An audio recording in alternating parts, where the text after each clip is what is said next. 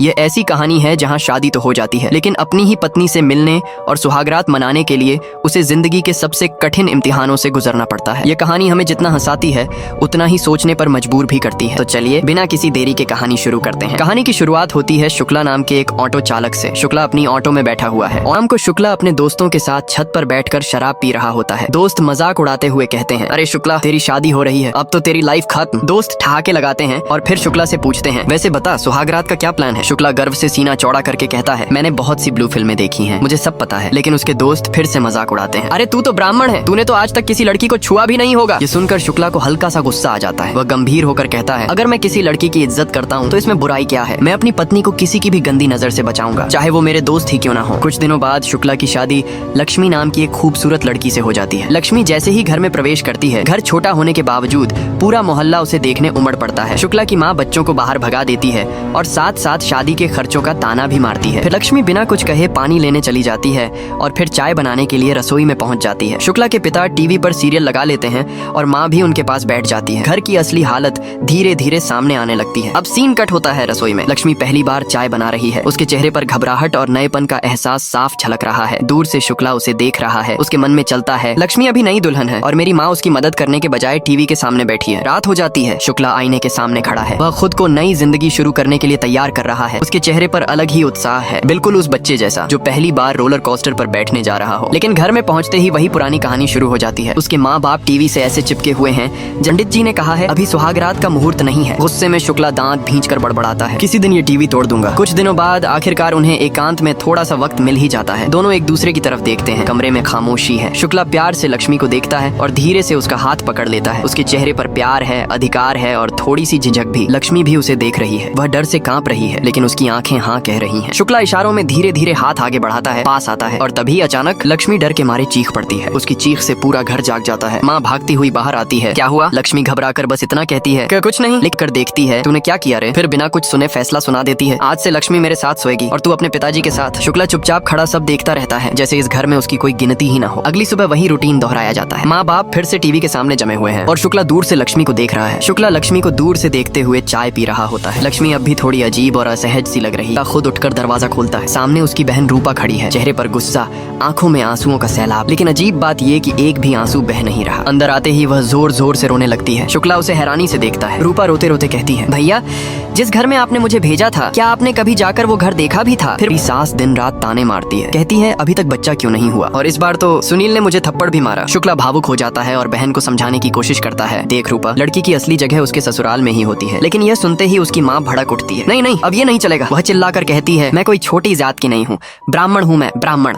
हम दबकर रहने वाले लोग नहीं है। जब तक सुनील अलग घर नहीं लेता मेरी बेटी वहाँ वापस नहीं जाएगी। शुक्ला बिना कुछ कहे बस सिर हिला देता है, ठीक है। ये पूरा तमाशा लक्ष्मी चुपचाप खड़ी होकर देख रही होती है। जहाँ एक नई दुल्हन को इस घर में खुश होना चाहिए था, वहाँ वह हर दिन कोई न कोई नया ड्रामा देख रही थी। कुछ देर बाद सब फिर से टीवी के सामने आकर बैठ जाते हैं, माँ, पिताजी, रूपा और मजबूरी में लक्ष्मी भी। तभी रूपा लक्ष्मी की तरफ देखकर कहती है, सर दर्द हो रहा है, एक कप चाय बना दे। यहाँ एक बात साफ नजर आती है, रूपा उसे भाभी तक नहीं। आखिरकार हिम्मत करके फोन उठा लेती है। सीन अब फोन कॉल पर कट होता है। लक्ष्मी शर्मा रही है, हल्की सी मुस्कान के साथ जी और हाँ में जवाब दे रही है। दूसरी तरफ शुक्ला लगातार बोलता जा रहा है, जैसे अपने मन का सारा बोझ फोन के उस पार हल्का कर रहा हो। दूर से शुक्ला की माँ ये सब देख रही होती है। लक्ष्मी को खुश देखकर उसके अंदर कहीं जलन सुलगने लगती है। किससे बात कर रही है? वह झपट कर फोन छीन लेती है और सीधे शुक्ला से कहती है, घर आते वक्त कुछ सामान लेते आना। शुक्ला एकदम घबरा जाता है, हाँ हाँ मैं तो घर ही आ रहा था। माँ फोन काट देती है और ताना मारती है, लड़का तो जैसे दीवाना ही हो गया है। लेकिन शुक्ला उस छोटी सी कॉल में भी अजीब सा सुकून महसूस कर रहा था। वह ऑटो लेकर घर की तरफ निकल पड़ता है। रास्ते भर लक्ष्मी ही उसके ख्यालों में घूमती रहती है। अब रात का समय है, पूरा घर गहरी नींद में डूबा हुआ है। माहौल में एक अजीब सी खामोशी पसरी है। शुक्ला और उसके माँ बाप के बीच एक सूटकेस रखा है, जैसे एक दीवार जो हर रात उनके बीच खड़ी कर दी जाती है। शुक्ला करवट बदलता है, धीरे से लक्ष्मी की तरफ मुड़ता है। वह हल्की आवाज में उसे जगाने की कोशिश करता है। लक्ष्मी भी उसकी तरफ देख रही है। शुक्ला धीरे धीरे हाथ बढ़ाता है। लक्ष्मी थोड़ा हिचकिचाती है लेकिन मना नहीं करती। और तभी रूपा की चीख से घर की शांति टूट जाती है। मैंने बहुत भयानक सपना देखा है। वह जोर जोर से रोने लगती है। पूरा घर जाग जाता है। माँ उठकर उसे चुप कराने लगती है। शुक्ला और लक्ष्मी बस एक दूसरे को देखते रह जाते हैं, बेबस थके हुए। कुछ देर सब सहने के बाद शुक्ला गुस्से में बोल उठता है, रोज रात को ड्रामा करेगी क्या? रूपा पलटकर गुस्से में सो जाती है और एक बार फिर शुक्ला और लक्ष्मी की सुहागरात अधूरी रह जाती है। सुबह होती है। शुक्ला घर से निकलने की तैयारी कर रहा है। तभी माँ पड़ोस की औरत से कहती है, लक्ष्मी का ध्यान रखना, हम तीनों मार्केट जा रहे हैं। ये सुनते ही शुक्ला का मन चौंक उठता है। वह ठहर जाता है। शुक्ला के मन में एक उम्मीद जागती है। शुक्ला झुंझलाकर कहता है, माँ ने ही लक्ष्मी को बाहर लाने के लिए कहा है। काफी बहस के बाद शुक्ला लक्ष्मी को अपने ऑटो में बिठाता है और सीधे एक होटल ले जाता है। होटल में वह एक कमरे के लिए पूछता है। होटल वाला बिना पलक झपकाए कह देता है 2 घंटे का 2000 लगेगा। बेचारे शुक्ला के पास कोई और रास्ता नहीं होता, भारी मन से वह पैसे दे देता है। कमरे में आकर जब शुक्ला लक्ष्मी के बगल में बैठता है तो उसे अजीब सी घबराहट महसूस होती है। वह कुछ देर चुप रहता है, फिर हिम्मत जुटाकर बोलता है, मैं आपको यहाँ इसलिए लाया हूँ ताकि खुलकर बात कर सकूं। वह थोड़ा रुकता है, फिर कहता है, मेरी बहन के साथ जो हुआ वो मैं आपके साथ कभी नहीं होने दूंगा और मैं पूरी कोशिश करूंगा कि जल्द से जल्द अपना अलग घर ले सकूं। इतना कहकर वह लक्ष्मी को वह सारा सामान देता है जो वह उसके लिए लाया था। चूड़ियां और सिंगार का सामान देखकर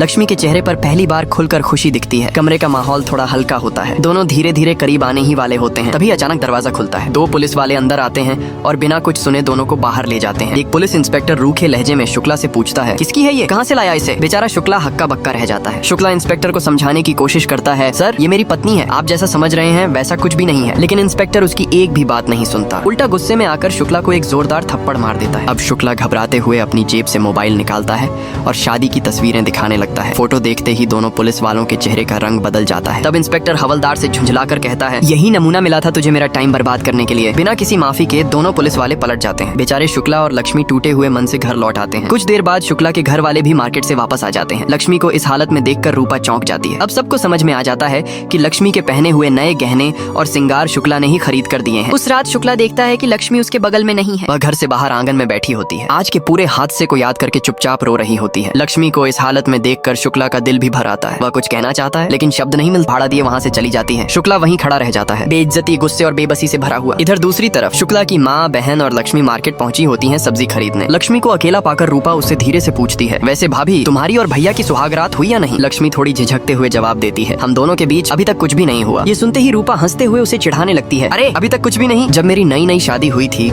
मेरा पति तो मुझे पल भर के लिए भी नहीं छोड़ता था, जहाँ मौका मिला वहीं शुरू हो जाता था। लक्ष्मी चुप रह जाती है। रात हो जाती है। शुक्ला किसी सुनसान जगह पर ऑटो रोकता है। एक एक करके वह उन ऑटो से सोनाक्षी सिन्हा के सारे फोटो निकालता है और उन्हें फाड़ कर फेंक देता है। फिर वह अपने दोस्तों के पास चला जाता है शराब पीने। नशे में डूबा हुआ वह अपनी पूरी हालत उन्हें सुनाने लगता है, अपनी शादी, घर का माहौल, बेइज्जती, बेबसी, सब कुछ। उसके दोस्त उसे घेर कर बैठे हैं। शुक्ला के दोस्त उस पर तंज कसते हैं, जो भी कहो शुक्ला, लेकिन तुम में हिम्मत नहीं है, तुम अपनी माँ और बहन को उफ तक नहीं कह सकते, नया घर कहाँ से खरीदोगे और अपनी पत्नी को खुश कैसे रखोगे? ये बातें शुक्ला के दिल में गहराई तक चुभ जाती हैं। जोश में और ज्यादा शराब पीकर वो सीधे घर पहुंचता है। घर में वही पुराना सीन चल रहा होता है, सब लोग टीवी में सीरियल देखने में डूबे होते हैं। शुक्ला बिना कुछ कहे आगे बढ़ता है और एक झटके में टीवी बंद कर देता है। सब चौंक जाते हैं। उसे देखते ही रूपा लक्ष्मी से कहती है, लक्ष्मी जाकर इसके लिए खाना लगा दे। तभी शुक्ला जोर से बोलता है, लक्ष्मी कहीं नहीं जाएगी, सब उसकी तरफ देखते हैं, वो तुम्हारी गुलाम नहीं है, अगर खाना चाहिए तो खुद जाकर बनाओ। बड़ी आई यहाँ हुक्म चलाने वाली, हुक्म चलाना है तो अपने पति के सामने जाकर चलाओ। वह सबको खरी खोटी सुना देता है और बिना कुछ और बोले जाकर सो जाता है। अगली सुबह शुक्ला देखता है कि रूपा मोबाइल में रिचार्ज कराकर कहीं जाने की तैयारी कर रही है। उसे शक होता है और वह चुपचाप अपनी बहन का पीछा करता है। रूपा एक सुनसान जगह पर रुककर अपने पति को फोन लगाती है। दूसरी तरफ से आवाज आती है, रूपा प्लीज मुझे माफ कर दो, मैं सब ठीक कर दूंगा। उसी वक्त शुक्ला वहाँ पहुँच जाता है। शुक्ला को देखते ही रूपा झट से फोन काट देती है और कल रात वाले पूरे कांड की शिकायत करने लगती है। असल में कल रात शुक्ला ने जो कुछ कहा था वही बातें रूपा के दिल में भी कहीं दबी हुई थी। रूपा की असली परेशानी कुछ और ही थी। उसका ससुराल भी, घर का पूरा खर्च सिर्फ रूपा के पति की कमाई से चलता था। देवर कोई काम धंधा नहीं करता था, हर वक्त घर में पड़ा रहता था, बिल्कुल अपने पिता की तरह। कुछ साल पहले रूपा के पति ने अपने भाई को दुकान लगवा कर दी थी, लेकिन रूपा के देवर ने वो बिजनेस भी, रूपा की सास उसे हर दिन ताने मारती रहती थी। अब तक बच्चा नहीं हुआ, अब भी बांझी है। इसी बात को लेकर रूपा लगातार अपने पति से अलग घर लेने की जिद करती रहती थी, लेकिन उसका पति हर बार अपने माँ बाप की मजबूरी गिनाने लगता था। यही सब बातें धीरे धीरे झगड़े में बदल गई थी। इसके बाद शुक्ला खुद जाकर रूपा के पति से बात करता है और उसे अपने घर ले आता है। घर पहुंचते ही रूपा का पति शर्मिंदगी के साथ कहता है, रूपा मुझसे बहुत बड़ी गलती हो गई, मुझे तुम पर हाथ नहीं उठाना चाहिए था, प्लीज वापस घर चलो। लेकिन तभी रूपा की माँ बीच में बोल पड़ती है, मेरी बेटी कहीं नहीं जाएगी। ऑटो में बिठा लेता है। रास्ते में वे बहुत सभ्य और संस्कारी बातें करने लगते हैं, लेकिन थोड़ी ही देर बाद वे शुक्ला को एक सुनसान रास्ते पर ले जाते हैं। अचानक माहौल बदल जाता है। तीनों मिलकर शुक्ला को मारने पीटने लगते हैं और उसके पैसे छीनने की कोशिश करते हैं। और जिस आदमी को बुखार बताया गया था असल में उसे कोई बुखार था ही नहीं। शुक्ला को समझ आ जाता है आज फिर उसकी अच्छाई को उसकी सबसे बड़ी कमजोरी समझ लिया गया है। वो आदमी सिर्फ एक्टिंग कर रहा था। इस तरह बुरी तरह पिटकर शुक्ला किसी तरह अपने घर पहुंचता है। लक्ष्मी जैसे ही उसकी हालत देखती है उसकी आंखें भर आती हैं। वह बिना कुछ कहे उसे बैठाती है, उसके जख्म साफ करती है और मरहम पट्टी करने लगती है। आज पहली बार दोनों खुलकर बात करते हैं, बिना डर बिना झिझक। लक्ष्मी प्यार से उसका ख्याल रखती है और शुक्ला को एहसास होता है कि उसे पहली बार सच में अपनापन मिला है। अगले दिन एक अजीब सा सुकून घर में महसूस होता है। टीवी बंद है, पूरा परिवार एक साथ बैठकर चाय पी रहा है। पहली बार सब अपने अपने दिल की बातें कर रहे हैं, बिना ताने बिना चिल्लाहट। कुछ वक्त बाद शुक्ला लक्ष्मी को समुद्र किनारे ले जाता है। लहरों की आवाज के बीच दोनों बैठकर अपनी जिंदगी, अपने डर और अपने सपनों के बारे में बातें करते हैं। वहीं से उनके रिश्ते की एक नई शुरुआत होती है, जहाँ भरोसा है, समझ है और सम्मान है। इसी के साथ शुक्ला और लक्ष्मी की कहानी यहीं खत्म होती है। अब सवाल आपसे है, अगर आप शुक्ला की जगह होते तो क्या करते? कमेंट में जरूर बताइए। बताइएगा। मिलते हैं एक और अनोखी कहानी के साथ। दोस्तों, हमने अब लॉन्ग वीडियोस भी अपलोड करना स्टार्ट कर दी है, आप वो भी देख सकते हैं। हेलो दोस्तों, हमारी चैनल वाईटी मूवी एक्सप्लेनेशन को सब्सक्राइब करें, वीडियो को लाइक करें और अपने दोस्तों तक शेयर करें।